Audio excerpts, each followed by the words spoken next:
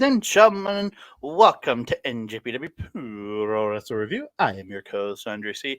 Right over here, it's the very happy princess herself. It's Melba. How you doing, Melba? Am doing great, Andre. I am doing great today. I had a great shoulder day at the gym.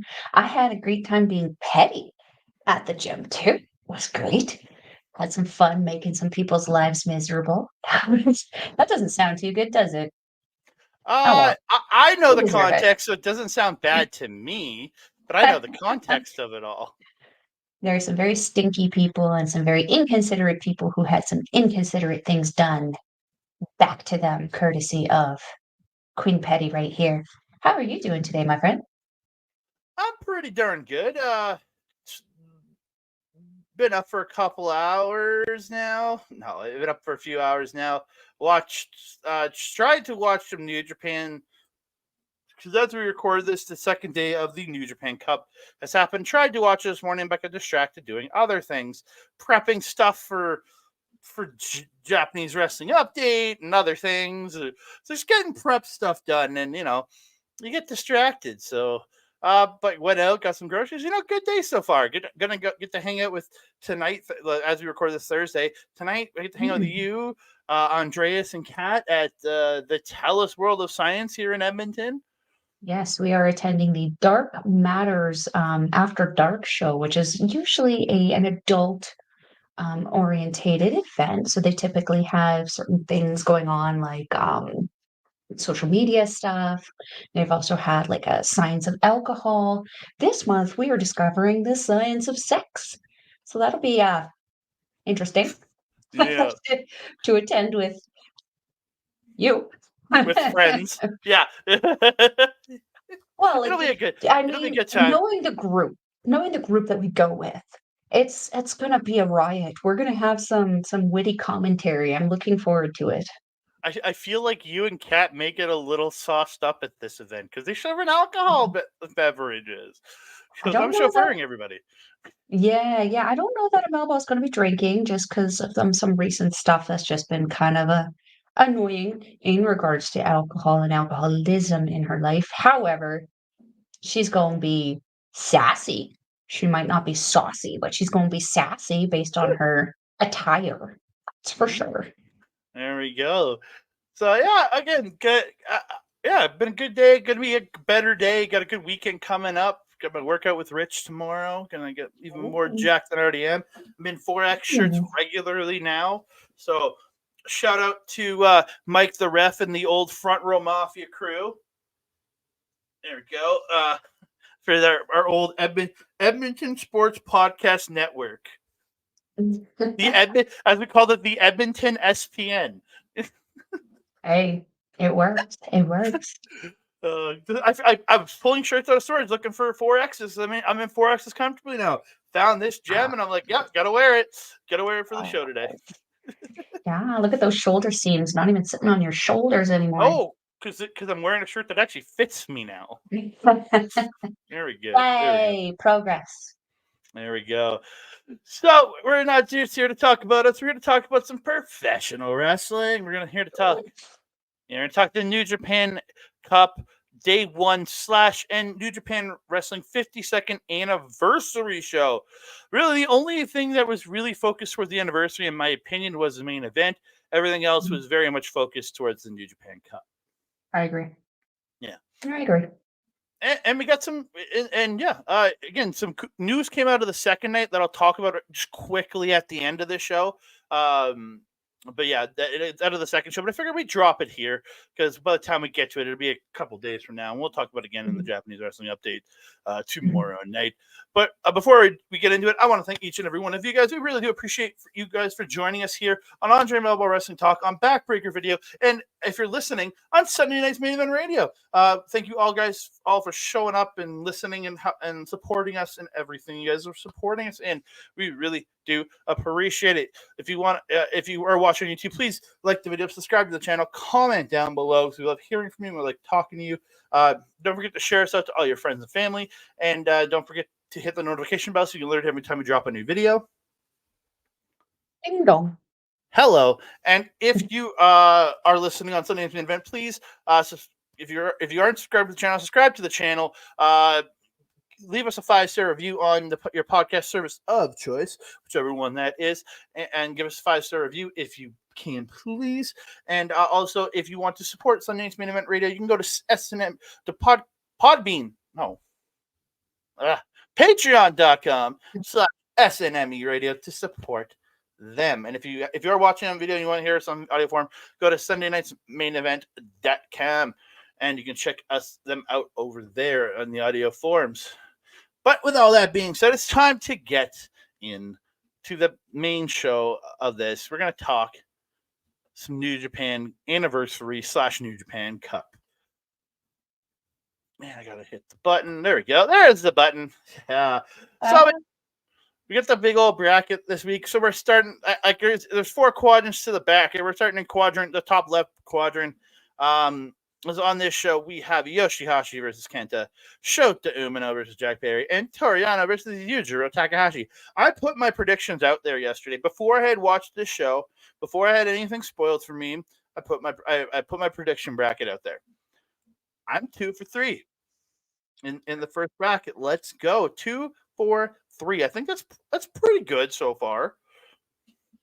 Well, I wish I knew about that. I didn't get to participate in that, but I woke up in the morning, found on Twitter, I saw Chris Samsa's from the statistician of New Japan, Chris Samsa. He put out a bracket, like a fill-inable bracket, different looking than this. So I took it, I filled my stuff. I kind of put it into a PDF thing, did some editing, and put my stuff in there, and I put it up on Twitter just so I can say, here, this is my choices for the event this year, just randomly before I started watching the show.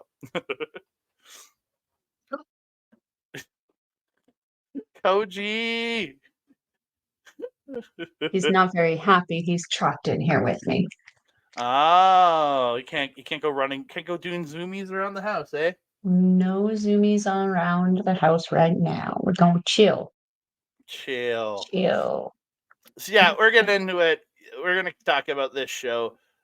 We kick it off with a Gino Gambino's back on the commentary. First thing, he is here for the tour. I don't know if Walker Stewart's going to be there for the entire tour because I know he has dates he works in North America. So I think that's part of why Gambino's here for the tour to be, if Chris or Walker can't be there, he's there to be the commentary. I'm happy to hear Gino Gambino on every show. Same. It took me a while to figure out who it was because I was doing other things when the first initial introductions on commentary were made. So, like, when I looked up and I heard the Aussie voice, I was like, oh, Shane Haste is on commentary. But then they showed the commentary crew. I was like, wait, Gino! It made me very happy. Yeah. So the first match, Gino Gambino is cracking me up. So we have it's it's United Empire's Great O'Khan and Jeff Cobb versus Tangaloa with Jado and Gino Gambino's thought of, hey, it's Tama Tonga. It was not Tama Tonga. It was Tomohiro Akiyama because Tama Tonga is no longer in New Japan. Yeah. And it was so funny too. It just sounded like a Kevinism in that moment.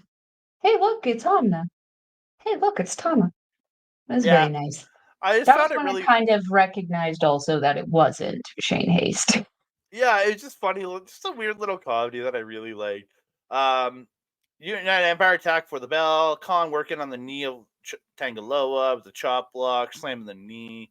Gambino went. Hanma goes for the Kokeshi, and he misses, but Gambino, he messes with the gun stun. Just the lines out of Gambino here in this one was just so good. And didn't he call it stun gun at one point? He might have called it a stun gun. I'm not sure, but yeah. I know he called the just calling the Kokeshi's gun stuns, but so yeah, Hanma misses a Kokeshi, then Cobb tries his own Kokeshi and misses. Hanma hits a headbutt into a Tangaloa spinebuster, and he finally gets the Kokeshi stun, I guess, on Cobb for 2. I think you were calling it the sword hammer from Oh Tangaloa. yeah, I love that. Yeah, where he does the chop and then the low The chop and fist. punch, chop and punch, chop and Yeah, punch thing. Yeah, sword hammer. I love that. yeah. Just does that into the corner. To Khan and hits him with a clothesline. Cobb hits a super kick and a spin cycle for 2 as Loa and Khan brawl into the crowd. Mongolian chops by Khan. Then the lights flicker for some weird reason. I was like, huh. And even somebody even made a House of Torture joke when the lights flickered.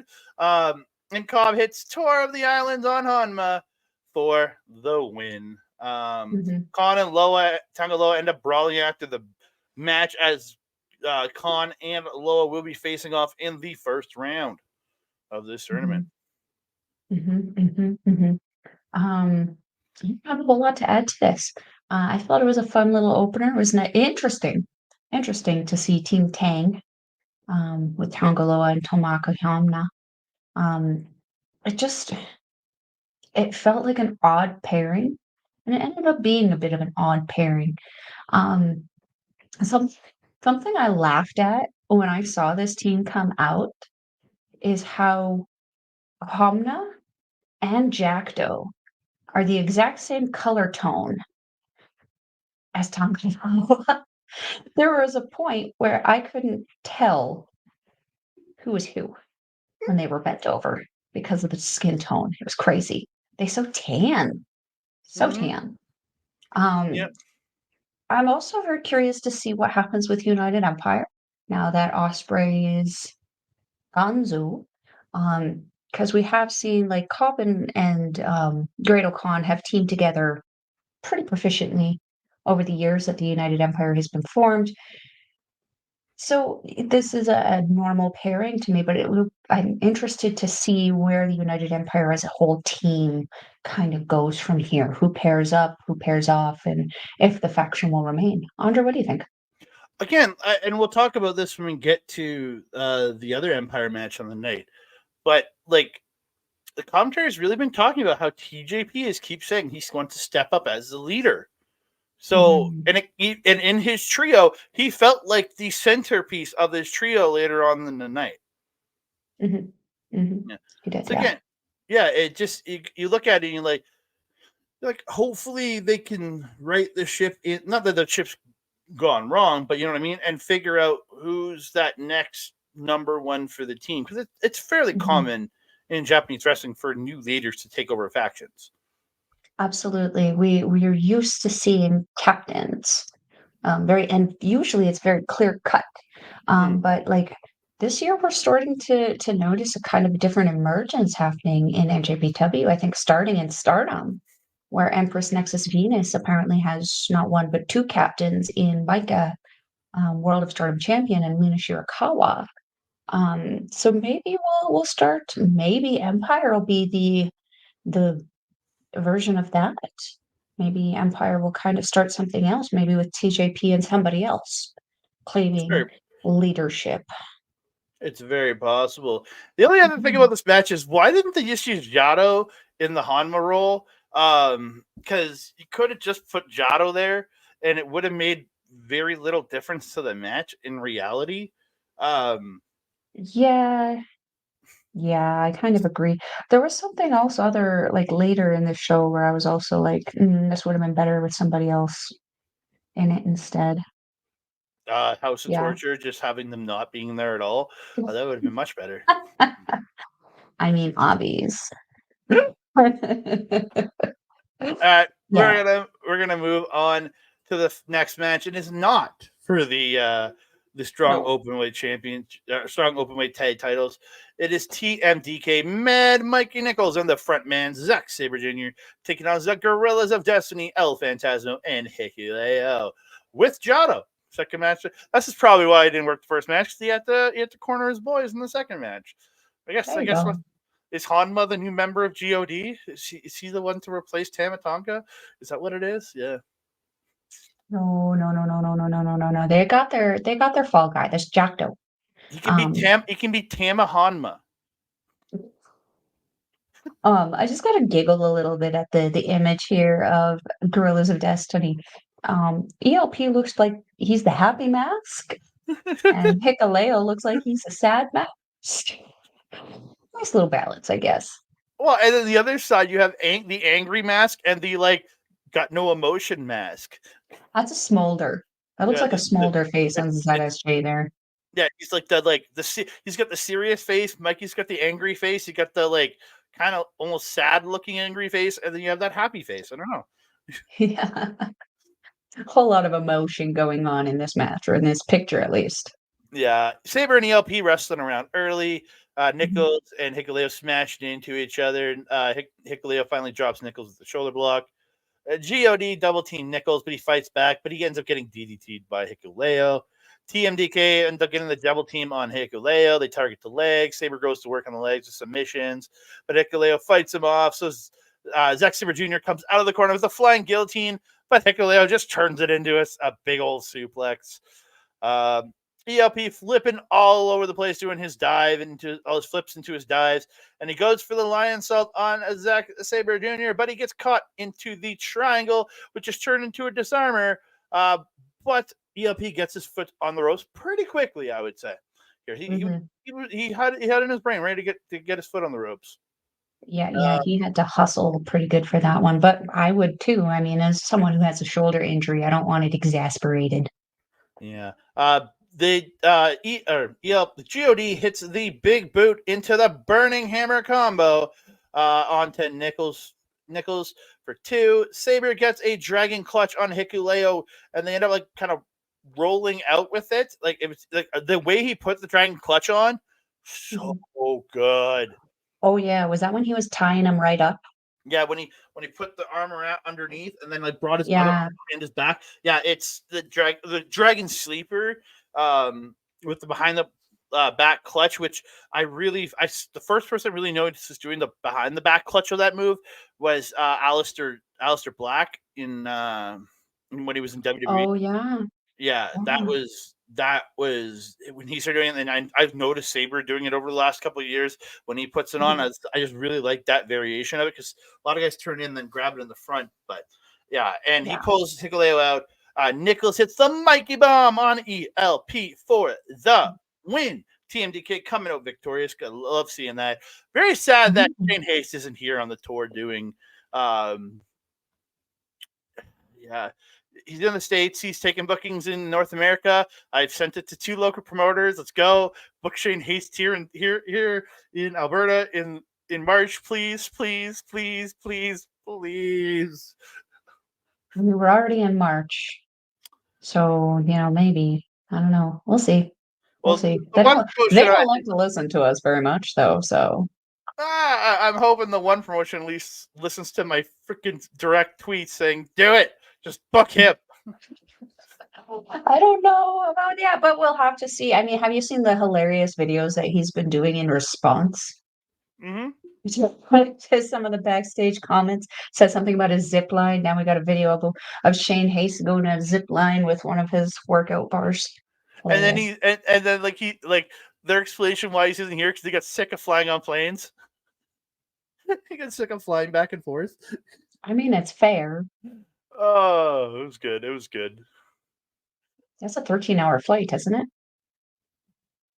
Depending on where you're coming out of, any 13 plus, depending. Yeah. I know when I For looked it up, that. I think when I looked it up, a direct flight was like 14 hours to Tokyo. When I looked at from Edmonton, so he's on the west coast, in California. So he's probably, I'll probably say, yeah, probably 13 hours, 13 and a half hours for him. I Yeah. can Yeah. only do that in first class. Jesus. Yeah. That's gonna be pricey. Mm-hmm. Mhm. You got anything on this one? What do I have? I enjoyed the beginning of with ELP and Zack Sabre Jr. Mm-hmm. Um, I think it's like selfishly, it's because you can hear them bantering back and forth. Mm-hmm. Both Zack Sabre Jr. and ELP are very mouthy. individuals. It's So that we don't it's that Canadian UK banter, man. sure, yeah. Um, for me, it's just the fact that the English banter and I can actually understand what they're saying. Um, but yeah, I liked how it ended up kind of playing off each other. But yeah, ELP kind of did get beat up a little bit by Zack Sabre Jr. in the beginning there. The other thing I wanted to say is that I really enjoyed that tie up that Zack Sabre Jr. did on Hikuleo. That what did you say it was the dragon something clutch? Dragon Sleeper, Dragon Clutch, depending on who names it what. Yeah, The dragon stuff. the Dragon Sleeper. Um, Yeah, but yeah, that was really cool. It's always really cool to see someone of Hikuleo's size take those kind of moves too, because you don't expect that kind of flexibility. And like, if you said that like the Big Show could do something like that, I'd be like, what?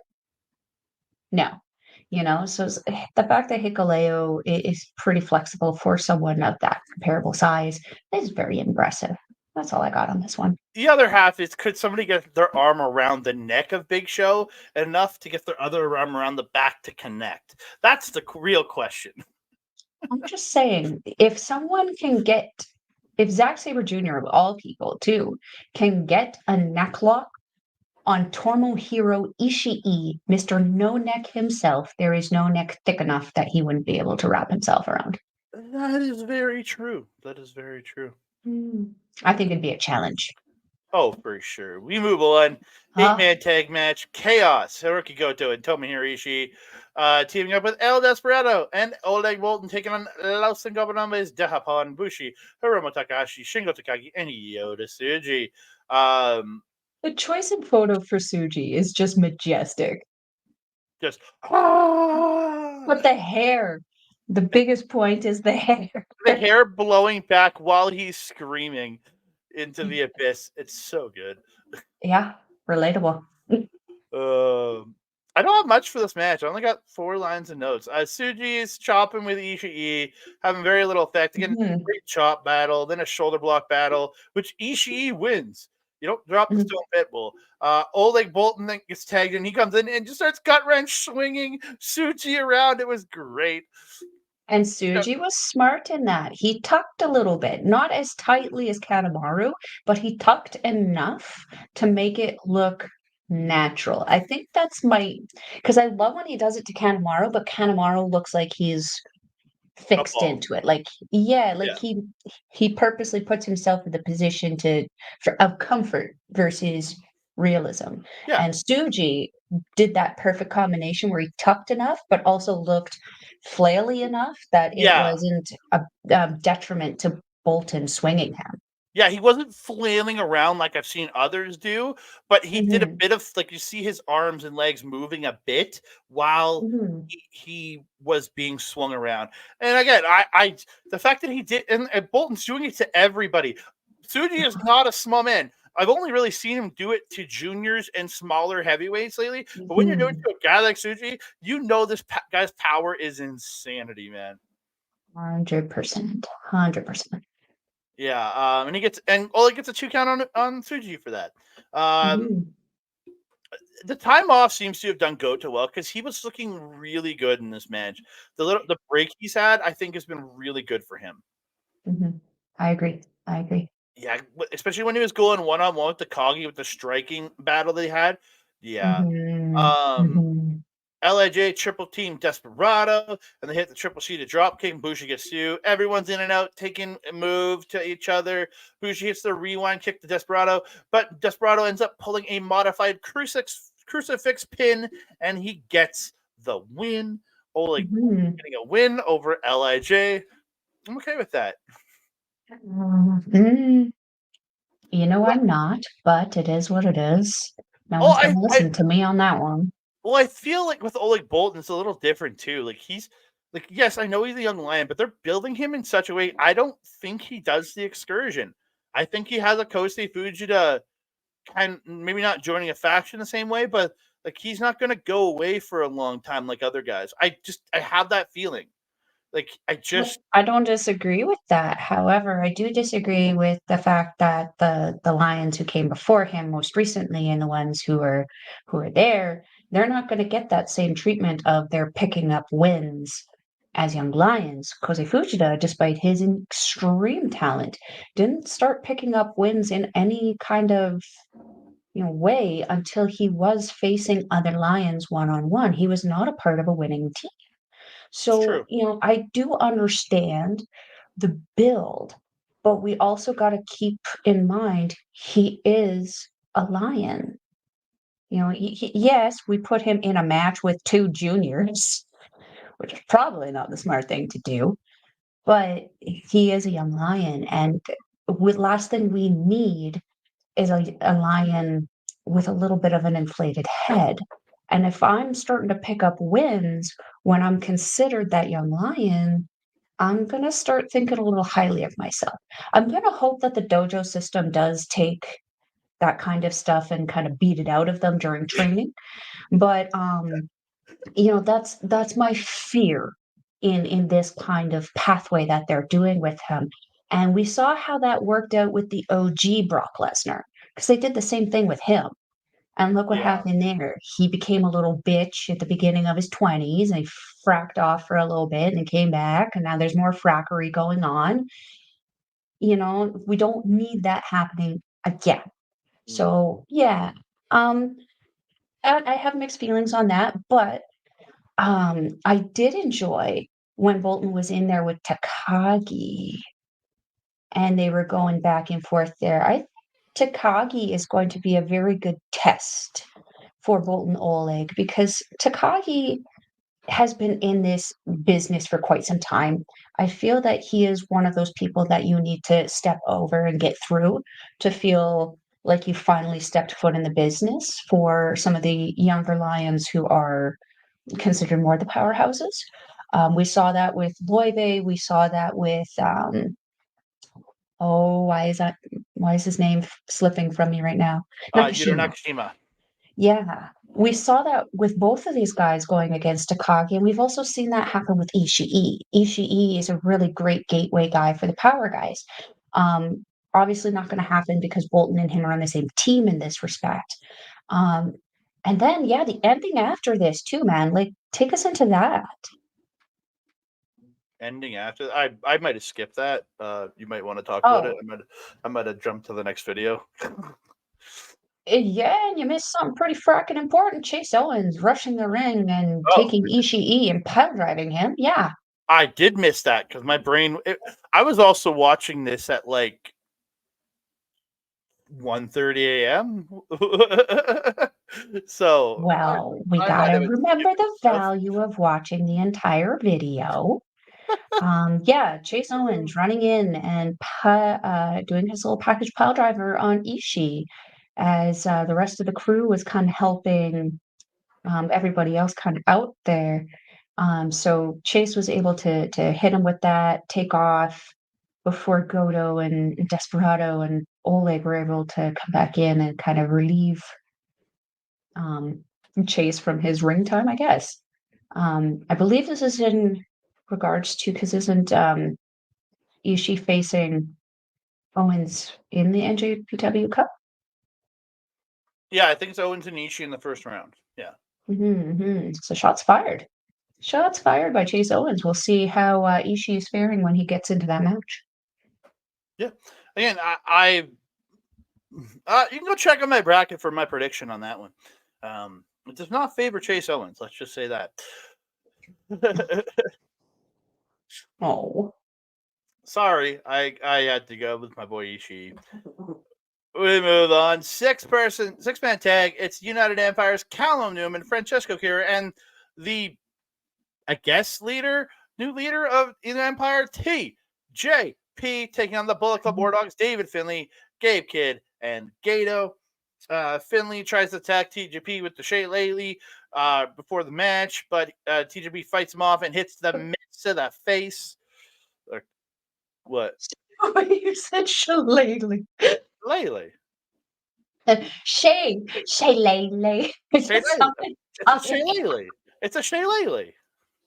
So, just the way you said it was really funny to me. I'm sorry. Continue. It's a shillelagh. It's a shillelagh, but okay. A shillelagh. TJP gets a lace wash from the running boot in the corner to Kid, and him and Mhm, Newman double team Kid, and TJP gets two.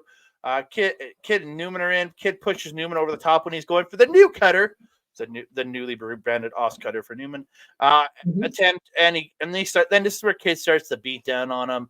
Dog's coming in. The War Dog's coming in and out, beating up on Newman for a good 2-3 minutes, and then Newman eventually fights back and hits that running pump kick to the face of Kid. Looked really good. Mhm. Um, Akira's in, firing up on Kid. TJP and him double team him. Akira hits a splash off the top for two. Gato gets in the match. Finley hits a release Falcon arrow, and Gato hits a seated super kick to Akira for two. TJP stops the double team, tossing Finley out. Akira hits Speedfire, and then Catch 2-2 hit the knee to Gato, and Akira picks up the win. Let's go. You said Nini, and all I thought was Nene. It's called the knee. That's what they call it. It's the knee. Now watch them whip. Now watch them Nini.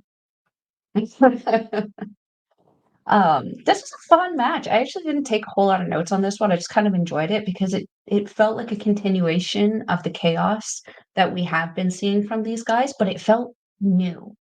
Like, is that weird that it felt fresh, even though we've been seeing Well, these guys face each other for so long? yes, because because again, it feels different. Because again, Osprey's out of the picture too. Mhm, And now the fight seems to be TJP and David Finley. So mhm. does I apologize if you can hear a sound in the background. Um, but it seems to be very much and could this create a transition for TJP? Uh, Mhm. could he be moving to a heavyweight division and I mean, yeah. leaving Akira to go solo and maybe go become like going into that singles junior ranks, right? Like Do we think that Callum Newman is a junior or a heavyweight? I would, with his height and his build, I would put him in the heavyweight category personally because he's a Mm, fairly tall individual, and he's not. I don't know. He's in that point of Kevin Knight, who I think Kevin Knight's in that border territory, mhm. and I think Based on weight, yeah. Newman's in that same border territory. He could be a junior, but And with Alex Zane. Alex Zane was kind of in that borderline yeah, time frame again, too. same kind of look as what Newman has, right?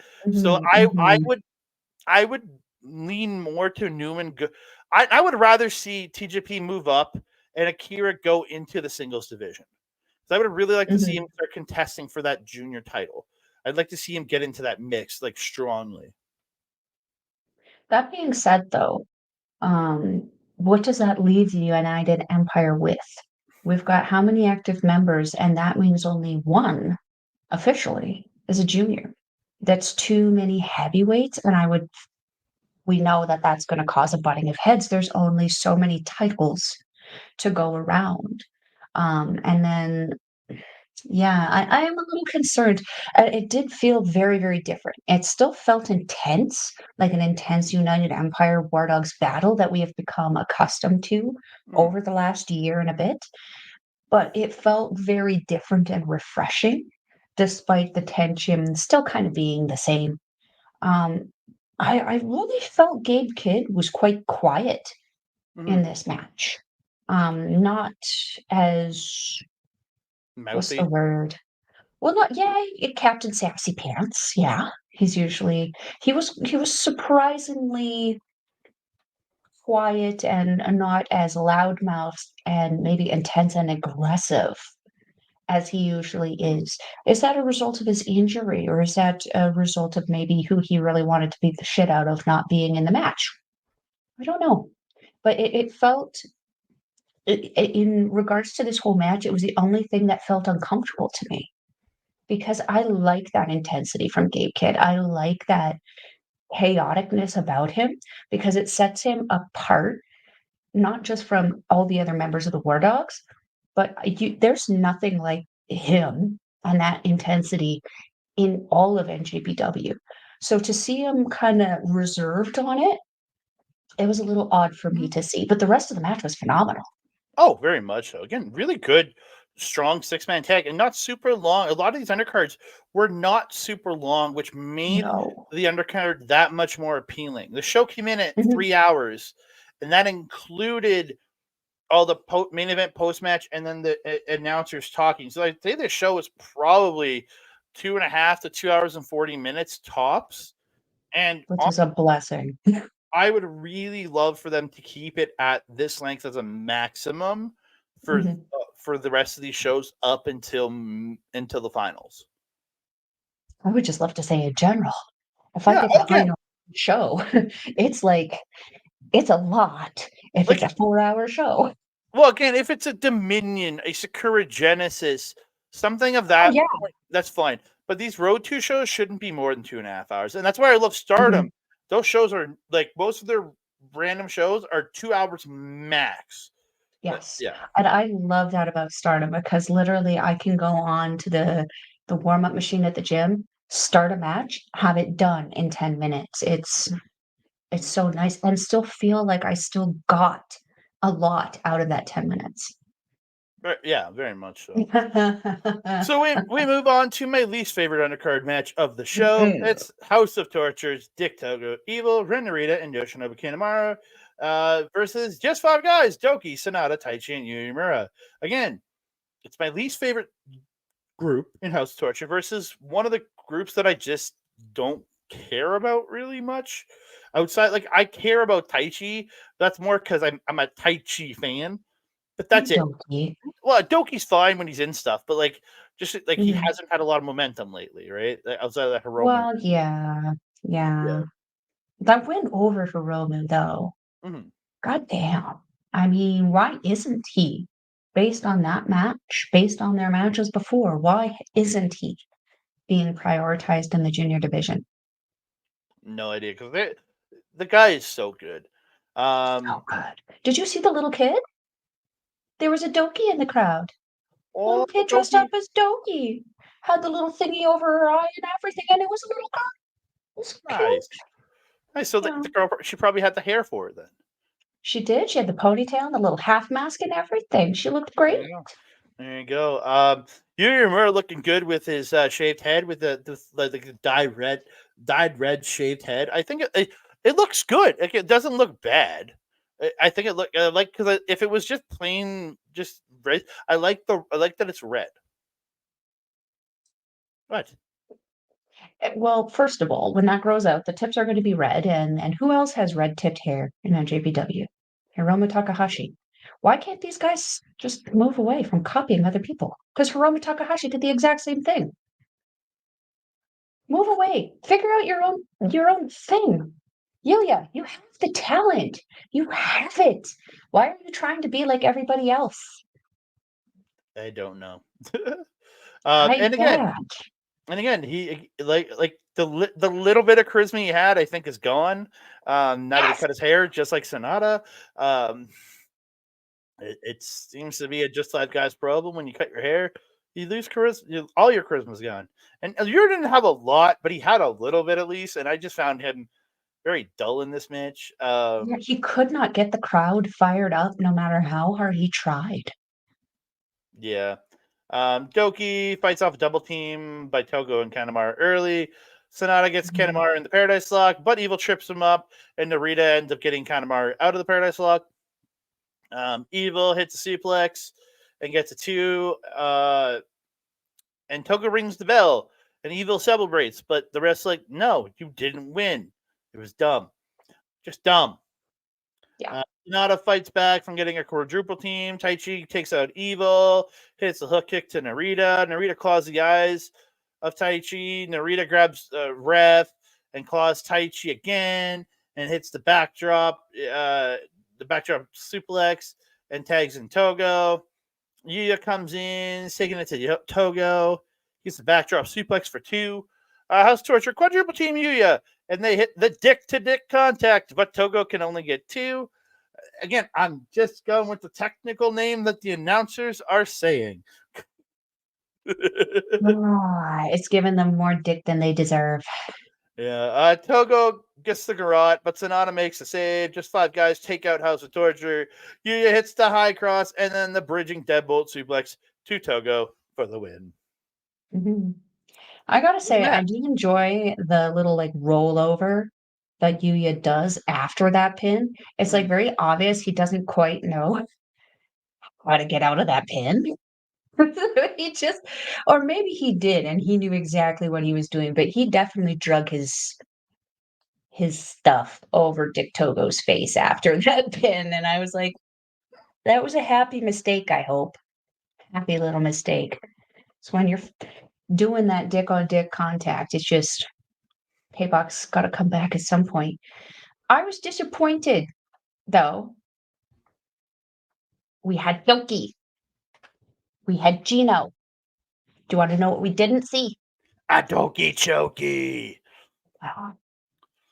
I mean, I know we have opportunity for the rest of the tour, and we need to cherish our Doki Chokis from Gino Gambino. That being said, though, I need them at every show that Doki's in the ring and Gino is on commentary. This is not an option. If Gino is there and Doki is there, it needs to be a thing. I need this to happen. And just a heads up to everybody for the rest of the tour up until the finals. For all the other shows, we're just going to be covering the tournament matches, but I'm going to be watching every Just 5 Guys match to make sure I in here. If there's a Doki Choki reference, we will talk about it. Yes, we have to. See, you guys, these are the things that Andre is willing to do for you. He is willing to suffer watching his least excitable faction in NJPW just so we know No. there's a They're Doki Choki. second least. House of Torture is the least. I said least excitable. Least excitable. No, still, they're still more excitable than House of Torture. House of Torture makes me Okay. everything they do makes me groan and go, ugh. That's not excitable to me. That's misery to me. So Just 5 Guys is more excitable than House of Torture. Okay. That being said, I have to keep my karma in check. So I have to say my one nice thing about House of Torture, and that is that Yoshinobu Kanemaru's new pants, his new gear, Yeah. very nice. It's about time. I am annoyed that clearly Just 5 Guys' little sponsorship thing didn't come through for them too well, and that they clearly invested whatever money they got in Yuya Uemura's costume. But I'm happy to see the Bullet Club money is working out very nicely for Yoshinobu Kanemaru, and those black, silver, and red accent tights. That's some top tier seamstressy. I like that stuff. But that's all I have to say about that because the rest of it was just like. We're gonna move on. It's the first of the first round matches: Toru Yano versus Yujiro Takahashi. With the only thing that matters, the return of Peter. Yes, Peter is back, ladies and gentlemen. The Bullet Bunny is back. Bullet Bunny. Yeah. Bullet Bunny. It's been a couple of years, right? Like since It's been too fracking long, is what it has been. And like, let's be honest, one of the only things that gives credibility to Yujiro Takahashi, because what is a Tokyo pimp without a lady? Apparently, you just roll with a bunch of sausages.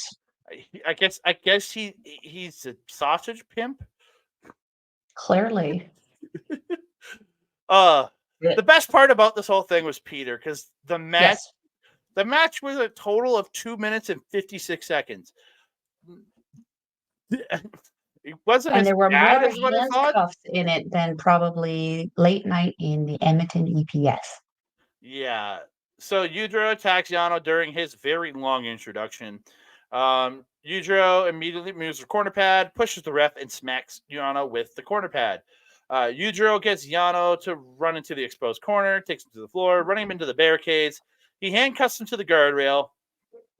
But Yano pulls this bolt out of the guardrail and gets the handcuffs out of the guardrail and gets in at 16. But then he ends up rolling back out and you see him fiddling against the apron. You can't tell what he's doing. And then all of a sudden, magically, the handcuffs is off his wrist. You're like, okay. And then Yano grabs a guy in a suit, and he grabs Yujiro after he hits him, and puts Yujiro's arms around the guy as the count's going on, and handcuffs him to the guy hugging him, and pushes them over, and rolls to the ring, and Yano wins it by counter at 2 minutes and 56 seconds. You know, this was one of the best things that I've seen since Mitch Clark won the Top Talent title. I loved it. Yano is not the love of my life, unlike Mitch Clark, but this was still a great match, and I thought that it was hilarious how it ended. I think the guy that he handcuffed, wasn't he one of the photographers at the ringside? He was in a suit. That's all I know.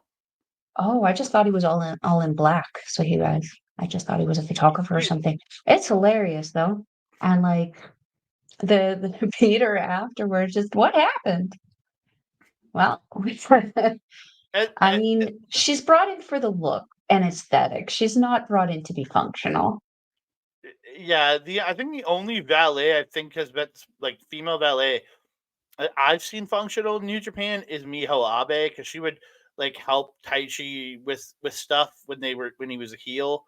Like she would like clean up the mess he would make as he's making a mess. And she would hand him stuff and stuff too. Like That's true. That's true. That's true. She actually got not actively involved, but she helped Taichi out more than I've ever seen. I have Peter one help. better for you. You remember when Will Ospreay first formed United Empire? B. Priestley was in his corner. I would say she was more functional, but also she's a legit wrestler, unlike Peter and Bobby. She was a wrestler who happened to accompany them. Miho and Peter are valets, though. Their job is to look pretty and do very minimal things. Yeah. Which I miss seeing in professional wrestling. I miss seeing valets. It's been a very long time since I've seen a valet or a manager utilized properly. It's true. I'm happy to see Peter back. I don't have anything to add to this. I've loved how mercifully short it was. Yeah, again, it cut down so much on this show, and it helped, especially going into the next 3 matches, which, while the next 2 weren't super long, the main event, it was over 20 minutes. Again, so it helped. It really did help the flow of this show. I agree. Yeah. So we go into the next match. I skipped one. So after Yano and Takahashi, I got one. That's one. My first one.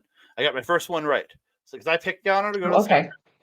All right. So we move into second match. It's Kenta versus Yoshi Hashi. Kenta making the ref check every nook and cranny of Yoshi Hashi to make sure he's not cheating. But then Kenta hits Yoshi from behind. Yoshi gets the advantage on the floor, gets the baseball, goes back in the ring, comes in, hits a baseball slide. He's chopping Kenta on the floor. Kenta starts playing the slide in and out, and then boots Yoshi Hashi off the apron. Excuse me. Again, it was Kenta very much doing the Kenta stuff at the early beginnings. Kenta tossed into the post and the bow staff in the one corner, but he comes back, runs Yoshi into the barricade twice. He grabs the bow staff, but then he threw it on the ground. He don't need your handouts. You don't need your bow staff. He's an adult. Yeah. Yeah, Yoshihashi is not an adult because he has a bow staff. No. Yeah. I mean, his entrance gear would also suggest that he is not a fully grown adult. Yeah, Kenta with stomps, neck breakers, pulling the hair, and the slams, kicks to the back. Can he only get 2 counts on everything? Yoshi fights back, hits a stunner. Kenta rakes the eyes. Yoshi reverses a suplex into his own. He gets the drop kick on when Kenta's draped on the ropes, and the seated drop kick for 2. A series of reversals from both, and Yoshi hits the headhunter, then follows it up with a running powerbomb for 2.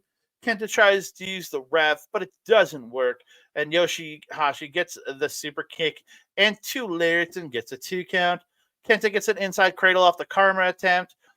Then he hits the green killer for another 2. Hesitation drop kick in the corner. then hits a coup de grace off the top, gets a 2. Yoshi Hashi gets a small package for 2. Yoshi Hashi gets strikes and a kick. But Kenta hits that sick-looking palm strike, hits the Buseko knee, but can only get 2. He then sets up for GTS, but Yoshi Hashi turns the GTS into the Crucifix Bomb for the win. And this officially makes me 1-1 on this one because I made the mistake and pulled the Mel ball and picked Kenta to win. Yeah, it's because for whatever reason, every other company in this planet recognizes that Kenta has talent and puts championships on him, except Goodbye. for his home one. And these guys, the NJPW, I'm sorry, y'all have been dicking this man around more than Dick Togo. You should just call him Dicta. Mm-hmm. Yep. You put him in these like big match spots because you know he can deliver, but then you blue ball him. Mm-hmm. Like it's insulting now at this point. He's in so many other championship opportunity like areas, and then this to Yoshi Hashi of all people. Like I know that he has had a great run with his tag division, but I really don't like Yoshi Hashi in the singles division. I No, think me he either. excels the best in the tag division. And I don't think that he should have gotten, as a titleless person in NJPW, he should not have gotten a win over someone who's the champion of another company. Even if this isn't the company he's the champion of. Kenta is the champion at Defy for a fracking reason. Recognize his talent. He's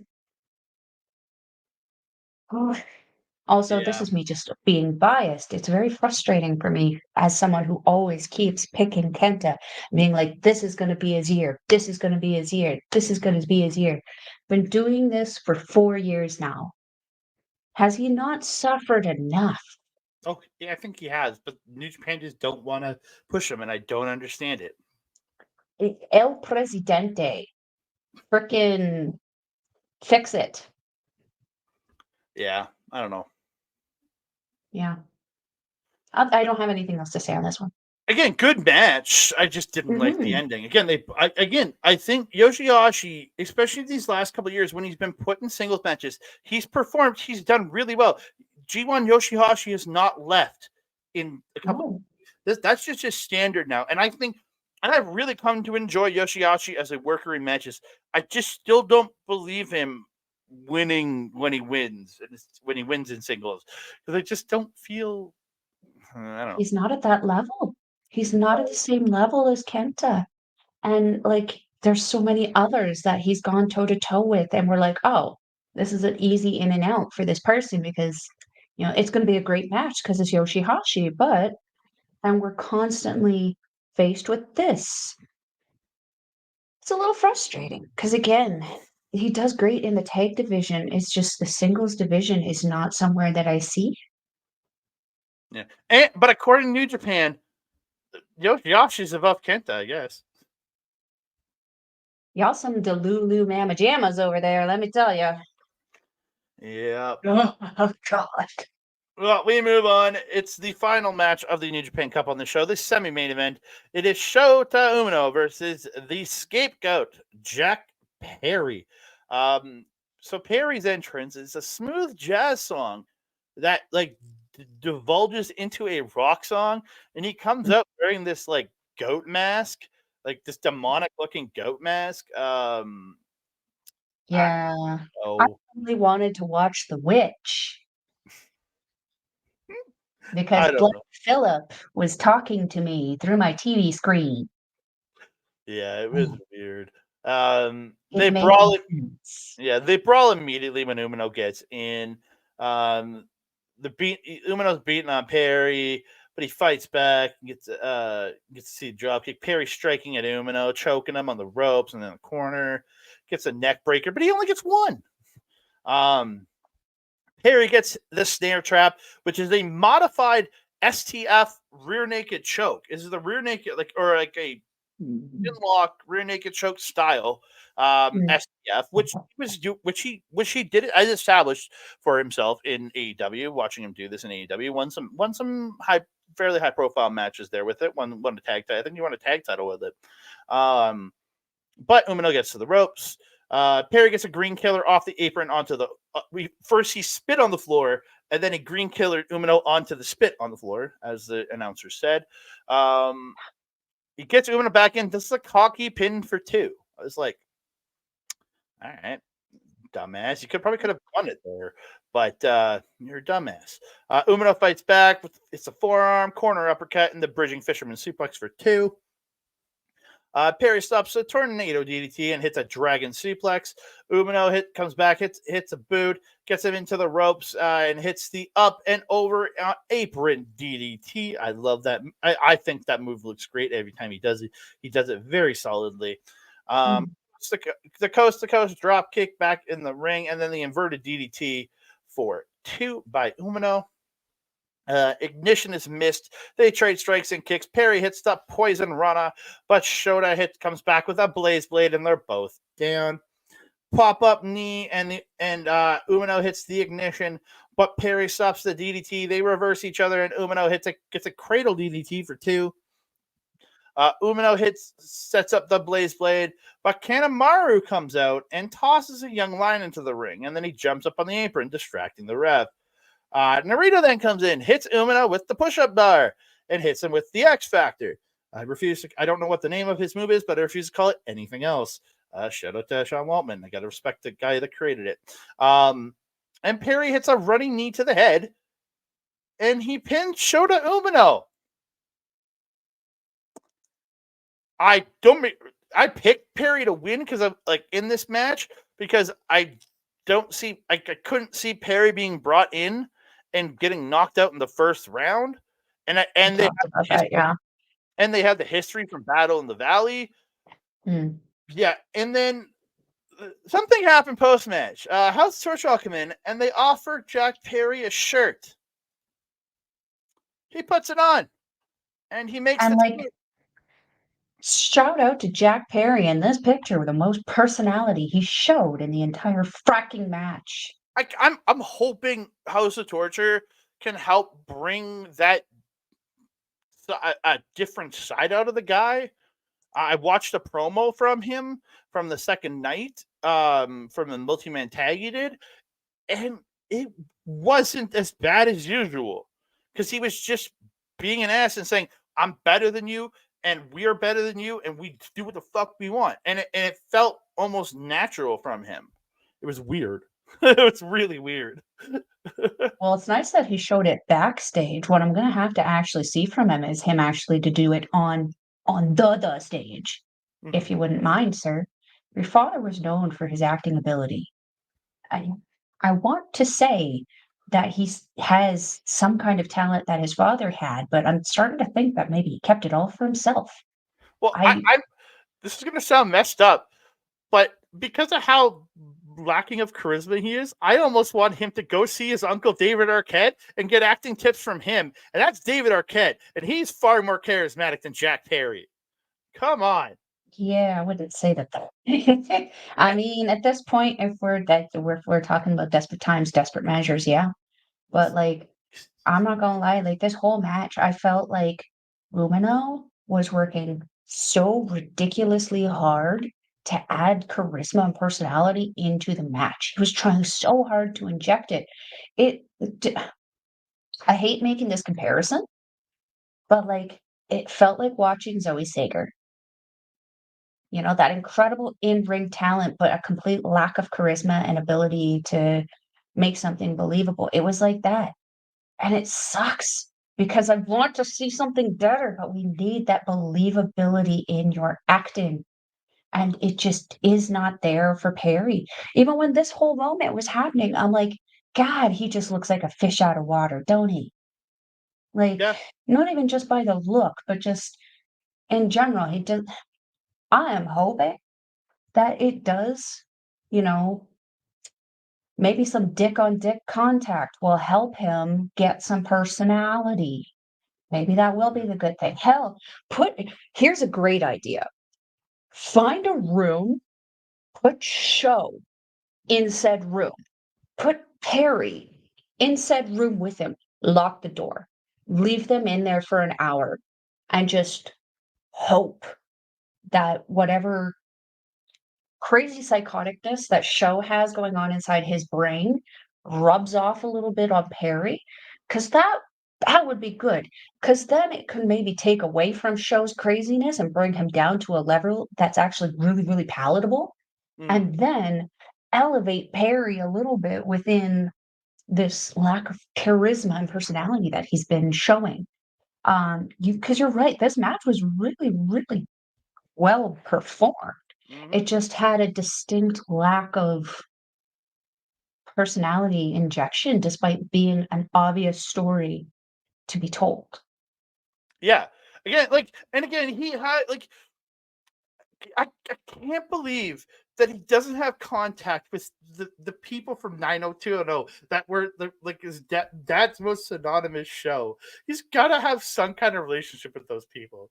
Like, I mean, at this how- point, Tori spelling could probably do more to help for you like than anything you else. can't call up Jason Priestley or Ian Ziering. Like, come on. Like Jason Priestley, I watch. He's on a show, um, Private Eyes, and I think like he's a great actor. Call him up. Sprouse. Just like teach me to Call act. Sprouse from the frickin' Riverdale show. Sprouse is a phenomenal actor. He's also close to your age. He could give you some new trendy stuff. Yeah, He also is like oozing confidence and charisma. Talk to him. Just help, please. yeah. It's just I want Jack Perry to be good, and Mhm, the ring. I think the guy is incredible. When he was mhm, Jungle Boy and he had Luchasaurus, it mhm. worked. He had like he wasn't like charisma god, but like it worked. Their pairing worked. You know what I mean? And it gave them something. But once he went on his own and was doing his jungle good guy Jungle Boy and then went heel, I just never bought into him. And it's just Yeah. I yeah. also don't watch AEW regularly, so I'm not really the person who can really sound off on anything that he's Mm, kind of done in the past there. I've only kind of seen the mm. pay-per-views, but like from what I remember seeing, and what stands out to me the most is his one-on-one match with Sonata. Oh, When Sonata was the IWGP World Champion, and it's just like you're on the biggest stage in AEW in North America, both of these guys, and they're and the match was just okay. it felt like they're going move to move to move to move. Yeah, it felt like training is what it felt like. And it was like you don't when you're in these moments, you want to be creating an experience and a surreal thing. If Mm, it feels like you're just doing the training moves and going through the and bouncing off the rope and go, oh, now we go here, now we go here, it feels drug out. And that's how that was. And that's how this kind of felt to me. Again, just lock him in a room of show, see if that doesn't work. Um, to help with that situation. But yeah, we need to see some personality and confidence coming out of Perry going forward if we want to see him succeed with House of Torture yeah. or just in general. Yeah, again, we'll see. Like Hmm. I think do I see the potential he has? Yes, because he's an incredible in ring. He just needs to figure out the character and to learning how to emote properly and just I don't know. And again, Hmm. I'm not a trained actor. I'm not a trained wrestler, but as a viewer, I just don't buy into him quite yet. Hmm. Well, and as a wrestler, their job is to create, as I said, that surrealism for you, that create that situation for you. He's he's not doing it.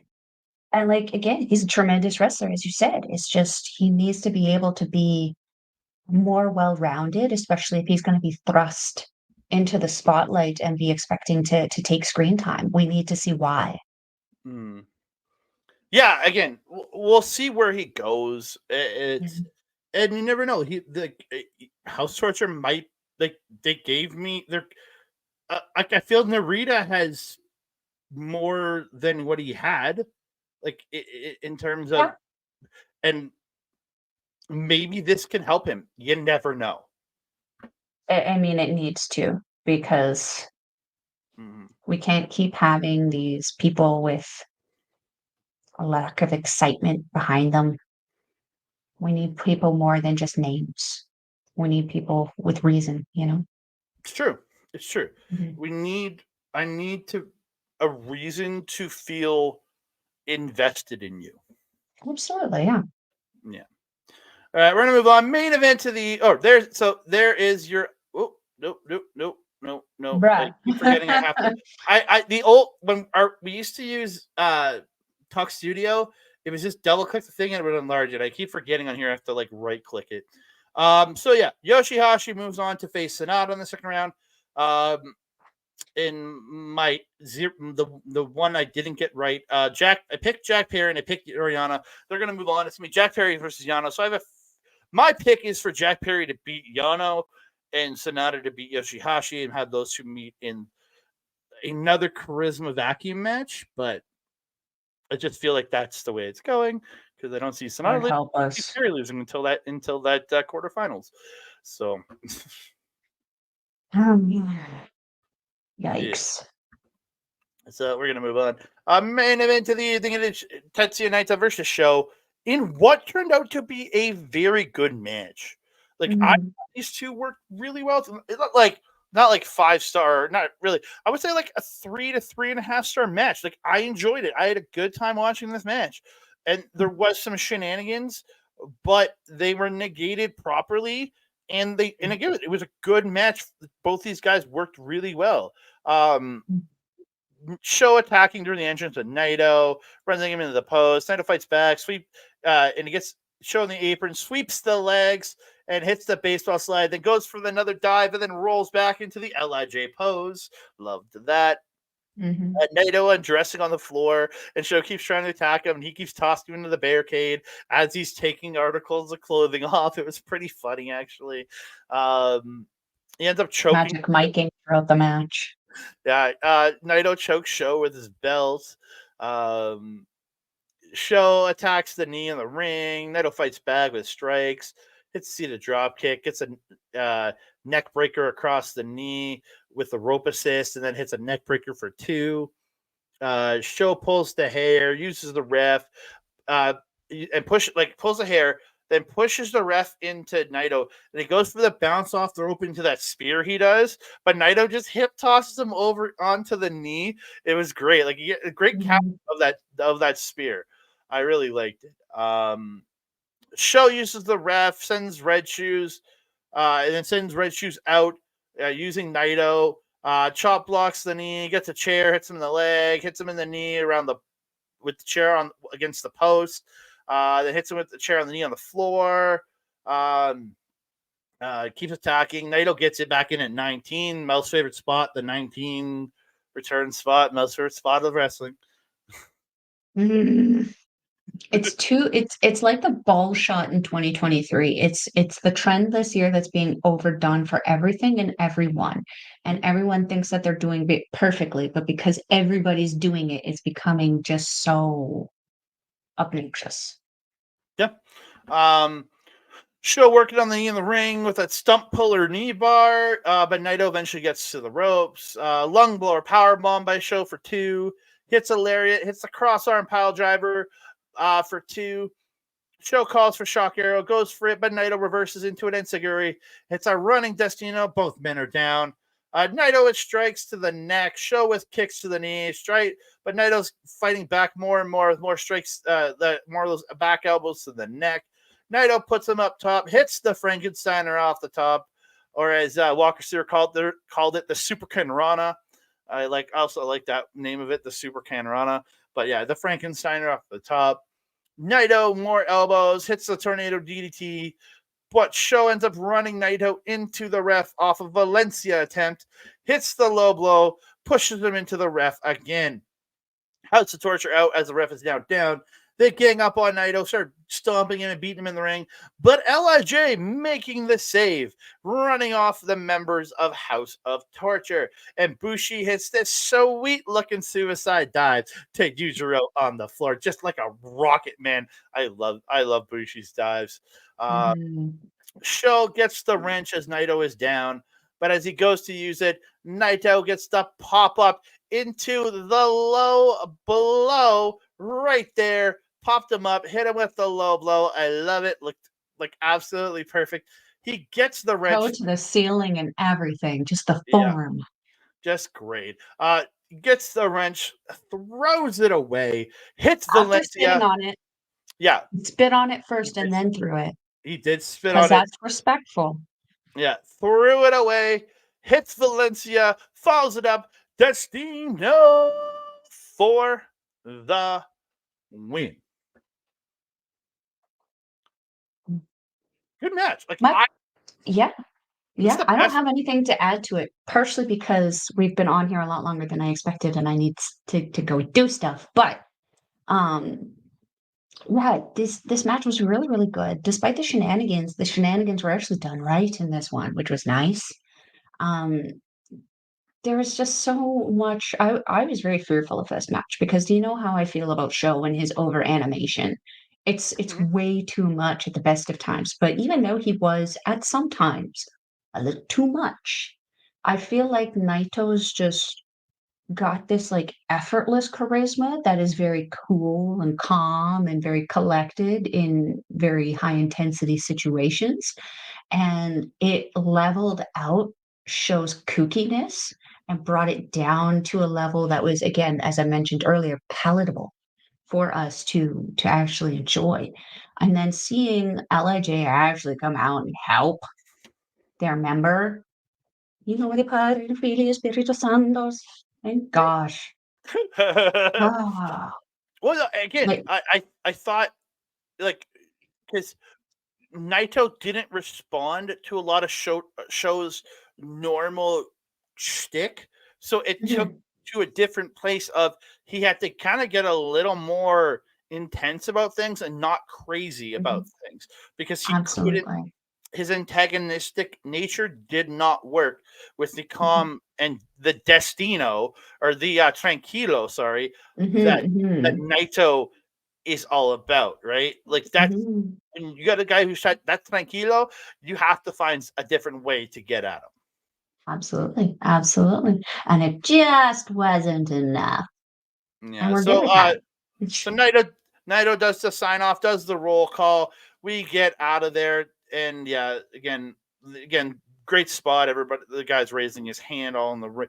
LAJ minus Teton all in the ring there. Speaking of Teton, he is going to be on AEW this Saturday, facing off with Chris Jericho. And it's LIJ versus Chris Jericho again. I'm just excited to see Teton on AEW TV, man. Because again, this new CMLL partnership, I'm all for Teton being on there. Yeah, me too. Obviously, 100%. But against Chris Jericho, that's a junior going against a heavyweight. You know how I feel about those. Yeah, but again, and he I'm also sorry, has, does AEW just not have the junior division to have somebody face Teton on his like? Wasn't Laredo Kid there? yeah, they don't have a junior division. They don't have a But there's no junior division. But, like, again, isn't Laredo Kid signed with them? Why can't he face them? I don't know. Again, Kenta's there. Fenix is injured, but, like, there's no reason why Jackson Bro I mean, we know that they're not gonna give Teton that win. Why not have him build up a Jackson Bro? Like, they could probably use it. Like, what the heck? What does Jericho gain out of that win? I don't know. Maybe getting himself a match with Naito at Forbidden Door. I don't know. No, nobody wants to see that. No. Yeah, I don't that doesn't make sense, but I guess that's Tony Khan and his infinite wisdom and booking. Way to Yeah. go. Yay, Tony. But it is time to get out of here. We've Yes. used up enough of your time, hour and 15 minutes almost here. So we Mhm. want to thank each and every one of you. Thank you all for tuning in. You can find me on the X Master on Blue Sky and Hive at That Canada Guy, TikTok, Instagram, and Threads at That Canada Dude. You can find me on Facebook at Andre Melba Wrestling Talk. And if you're not if watching us on Andre Melba, you can find us on Andre Melba Wrestling Talk. You can find me on Backbreaker Video. You can find me on SNME Radio.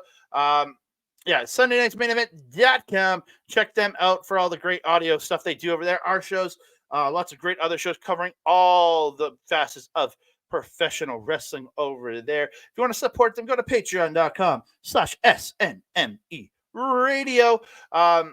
You can find, and then there we go. That's the one. You can check me out over on twitch.tv/our local establishment tomorrow night, or if you're watching this on Thursday, if not Friday nights, me and Melba, Japanese Wrestling Update. You can check us out there every Friday. Sometimes it's live, sometimes it's pre-recorded. We'll be live on the 8th, tomorrow, 8th of March, but we'll be having pre-recorded shows probably the next 3 weeks, because we're going to be at wrestling shows next 3 weeks. I'm not sure if I'll be at the 15 show, but that's where Melba will be. So we're gonna pre-record it for the next three weeks after that. So sorry about that, but yeah, check us out over there. You can also find me there doing the Marvel Talk and the MCU Rebound. Check us out. Ooh, I like that. Yes, It's like the opposite of War Dogs. Yeah, and then I don't know when our next episode's gonna be, because Ed's doing a lot of Wednesday night streaming his WWE 2K24. The next show back, we'll be doing Captain America: The First Avenger, on our way to getting to the Avengers movie, the first one. So on our rewatches, hopefully, the X-Men show is supposed to drop this month, so hopefully we'll be talking about that pretty soon. The new X-Men 97 cartoon. I know. And also want to thank our boy Mike the Ref over at Backbreaker Video for simulcasting live stuff. YouTube.com/@Backbreaker Video. Lots of great wrestling content over there. If you want to see Mike's live content, where he does AEW watch-alongs on Wednesday and Saturday, and during every pay-per-view going forward, at least I think that's what he's doing. Go to twitch.tv/MikeTheRef for all his live wrestling watch-along content. And he also has a lot of great gaming content on there. I know he's playing through MLB The Show 23, trying to finish that up before the new MLB The Show comes out. He's just starting up Tears of the Kingdom, which is the game series those two games I just can't stand. Those two Zelda games, just not for me. But lots of great gaming content over there from Mike. And if you want replays, go to youtube.com/@backbreaker_gaming for content from him, Mr. PJC, Mr. Rick Jules, and their freaking guest, Kayla J. Kayla J. Love Kayla J. Why don't you ever point to your Rick Jules picture there? Oh, Rick Jules? Rick Jules? He Rick started streaming again. Yeah, I'm happy he's back on. Yes. Melba! Where can I find you?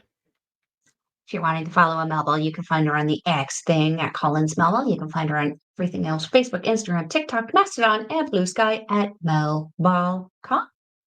You can also find her, as Andre mentioned, on OLE podcast, where we do Japanese wrestling update. And again, as he mentioned, we are doing that tomorrow on the 8th. It will be our only live recorded one for this month. The other ones will be all pre-recorded, because wrestling. We love wrestling. Wrestling. And we're going to be seeing some amazing wrestling too this month. We've got a whole freaking month packed of wrestling. Anyway, you can also find me on Astro Bizarro. Whoa. Let's say lots of chop talk. Lots of chop talk. Lots of chippity chops. And probably chops coming Melba's way, because if they're not good things I'm saying, I'm probably going to get hurt. You can find me on Astro Pizarro's YouTube channel, where we do our show, Ladies Wrestling Showcase, where we sensationalize and talk about all of the ladies in professional wrestling. We're going to be having a new episode of that tomorrow at, I believe, 3 p.m. Mountain Time. Going to be 5 p.m. Eastern Standard Time. Where we're going to be talking about some of the stuff happening in Stardom. We're going to be talking about some of the events of the weekend. Some ladies won some big stuff. We need to talk about that. again, Astro Pizarro's YouTube channel. There, shout out the beautiful Natural. There we go. What that. else? If you're wanting to watch NJPW, we will leave a link in the description box below. It is njpwworld.com. It is 999 yen, or approximately 10 Canadian. Shout out Sean Spears, who is back in his home of NXT, and I couldn't be happier.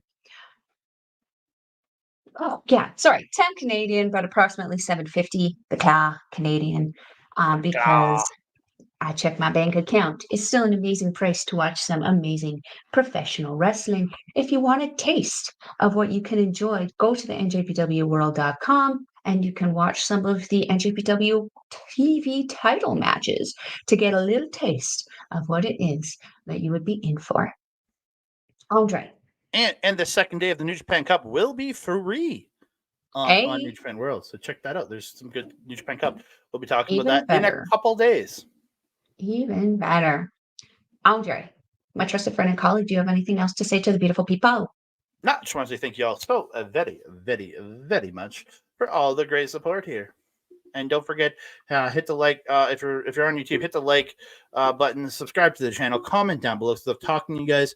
Share us out to your friend, to everyone you know. And don't forget to hit the notification bell so you're alerted every time we drop a new video. Ding dong.